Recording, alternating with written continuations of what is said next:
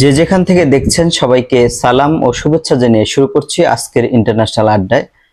আজকে আমরা কথা বলবো মার্কিন প্রেসিডেন্ট ডোনাল্ড ট্রাম্পের মধ্যপ্রাচ্য সফর নিয়ে।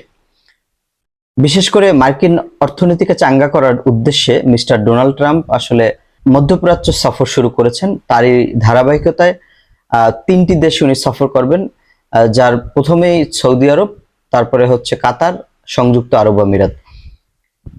আসলে আমরা একটি বিষয়ে যে লক্ষ্য করেছি যে মধ্যপ্রাচ্যের যে এই শেখ শাসিত যে আরব রাষ্ট্রগুলো, তারা আসলে অর্থনৈতিকভাবে অনেক শক্তিশালী, কিন্তু সামরিকভাবে অনেকটা শক্তিশালী না, এবং সেটি যুক্তরাষ্ট্র সেই তাদের সামরিক বা নিরাপত্তা সিকিউরিটির আর বিনিময়ে ডোনাল্ড ট্রাম্প তাদের যে অর্থনৈতিকভাবে তাদেরকে শোষণ বা দহন করে যাচ্ছেন।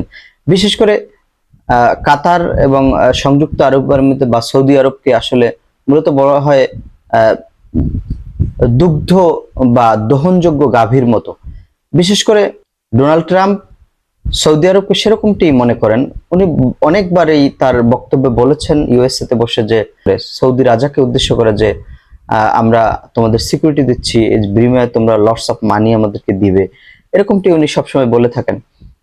ঠিক আমরা সেটি আরেকটি পুনরাবৃত্তি দেখলাম। এখানে কিন্তু রাজা বাদশাহ যারা রয়েছেন এই সমস্ত দেশে, তারা বেশ উৎসাহ ভরে মিস্টার ডোনাল্ড ট্রাম্পকে স্বাগত জানাচ্ছেন। তার পাশাপাশি সৌদি ক্রাউন প্রিন্স কিন্তু $142 বিলিয়ন একটি অস্ত্র চুক্তি, যেটি হচ্ছে মার্কিন যুক্তরাষ্ট্রের সাথে করে। এই অস্ত্র চুক্তি আসলে ইতিহাসের একটি বৃহত্তম অস্ত্র চুক্তি বলা যায়, এবং এর মাধ্যমে আসলে সৌদি আরব নিজেকে অনেক শক্তিশালী করার চেষ্টা করছে, কিন্তু আসলে অস্ত্র ক্রয় করে কিন্তু আসলে কোনো দেশ শক্তিশালী হতে পারে না, বিশেষ করে যদি তার সেই দক্ষ বা স্পিরিট সেনাবাহিনীর মধ্যে না থাকে। বিশেষ করে যদি অ্যানালাইসিস করা হয়, সৌদি আরব কিন্তু ইয়েমেনের যে হাউথি বিদ্রোহীরা রয়েছেন তাদের সাথেও এককভাবে যুদ্ধে হেরে যাবে। কিন্তু অস্ত্র ক্রয় করে যে একটি শক্তিশালী রাষ্ট্রে পরিণত হওয়া যায় না, তার একটি ট্রায়াল কিন্তু আমরা ইতিমধ্যে দেখেছি। কারণ ভারত পাকিস্তান যুদ্ধের যেটি সংগঠিত হয়ে গেল, এই যুদ্ধে কিন্তু ভারত কিন্তু উন্নত অস্ত্রের দিক থেকে, বিশেষ করে রাফায়েল যুদ্ধ বিমান, S-400 ক্ষেপণাস্ত্র ব্যবস্থা, ইসরায়েলি হার্প সুইসাইডাল ড্রোন, এই অস্ত্র ক্রয়ের ক্ষমতার দিক থেকে বা উন্নত অস্ত্রের দিক থেকে কিন্তু ভারত সুসজ্জিত ছিল। কিন্তু পাকিস্তানের সেই তুলনামূলকভাবে পাকিস্তানের অস্ত্র কিন্তু চায়না বেসড ছিল বা তার দাম কয়েক গুণ কম, কিন্তু তারপরও সামগ্রিকভাবে যুদ্ধের যে আধিপত্য বিস্তার, সেখানে কিন্তু ভারতের চেয়ে পাকিস্তান এগিয়ে রয়েছে।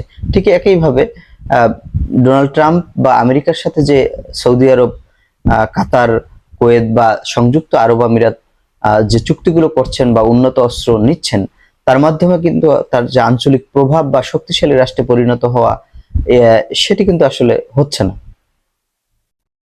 এরপরে আরো একটি বাদশাহ সালমান যেটি ঘোষণা দিয়েছেন যে $600 বিলিয়ন এর মতো যেটি যুক্তরাষ্ট্রে বিনিয়োগ করবেন। আর ডোনাল্ড ট্রাম্প এটিও বলেন যে আমরা সৌদি আরবকে বলেছি তুমি অনেক বিনিয়োগ করো এবং যুক্তরাষ্ট্রে লটস অফ জব তৈরি হবে।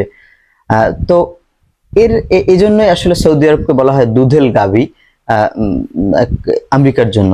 কারণ আমেরিকা চায় এটা যে সৌদি আরব বেশি বেশি বিনিয়োগ করুক, বেশি বেশি অস্ত্র কিনুক, এর মাধ্যমে মার্কিন বেশি বেশি জব হবে, সৃষ্টি হবে। তাছাড়া মার্কিন অর্থনীতি ইনরিচ হবে, সমৃদ্ধ হবে। এটি আসলে যুক্তরাষ্ট্র চায় এই সকল রাষ্ট্র তাবেদার রাষ্ট্রগুলোর কাছ থেকে, এবং সেটি কিন্তু করে যাচ্ছে। এর আরেকটি বিষয় রয়েছে যে সিরিয়ান প্রেসিডেন্ট জোলানি তিনি আগামীকালকে মিস্টার ডোনাল্ড ট্রাম্পের সাথে একটি বৈঠক করবেন রিয়াদে বা এই সৌদি আরবে।